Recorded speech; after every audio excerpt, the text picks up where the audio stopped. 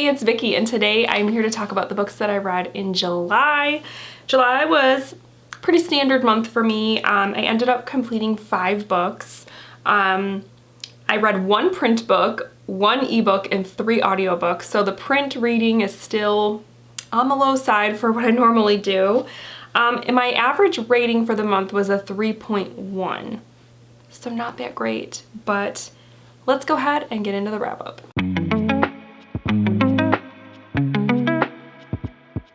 So the first book that I completed in July, I feel like I completed this so long ago, and honestly, I'm already forgetting about it, which is kind of telling, I think, of the book, but I read Little Girls by Ronald Malfi, and I picked this up because it was my pick that I did for my book haul revisit that I did in June, right? Yeah, June. And this is a horror novel, though right there I would have to stop and say that this didn't have a ton of horror in it.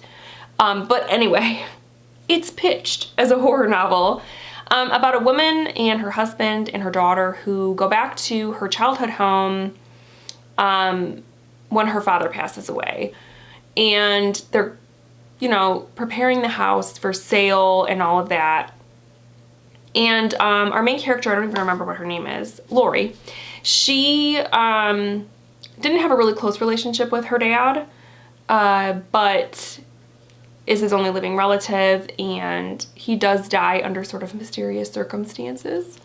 And when they go back to the house, her daughter, I think her name was Susan.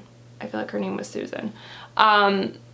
She befriends this other little girl, and it kind of weirds Lori out a little bit because this little girl looks a lot like this little girl that she used to play with when she was a child, but that's impossible, right? How can this little girl be the same little girl? And that is where our story begins. I didn't enjoy this that much, and I think it's because it was really slow, and I like a slow build. There are plenty of horror novels out there that I have read that have a slow burn to them that are still were 5-star top-notch reads. 2 that come to mind are Burnt Offerings, and The Elementals. I think a lot of people might even say The Elementals was kind of slow, but for me, that was top notch. So I'm not against slow burn horror novels, but this one, it was too slow and not enough really happened. And then it was so slow, and then the ending felt super rushed. So it just felt very unbalanced. And then, like I said when I was talking about the synopsis, it didn't really have a lot of horror to it to me. I don't know. This was just very meh for me is all I can say. And like I said, I've already kind of forgotten a lot about it. So I gave this a 2.5. I did not enjoy it very much. I'm hoping though, I don't want to give up on Ronald Malfi because I have read a short story collection by him that I really enjoyed. So I'm not giving up on him yet, but this one just didn't do it for me. So interesting, I just realized that the rest of the books that I read in July, I've already talked about in other videos. So in July, I took part in Summerween.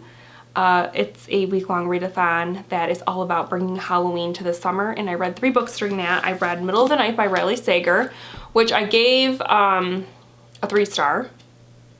It was all right. And then I also read If Something Happens to Me by Alex Finley. This was also a 3-star. Started out strong and then it kind of petered out.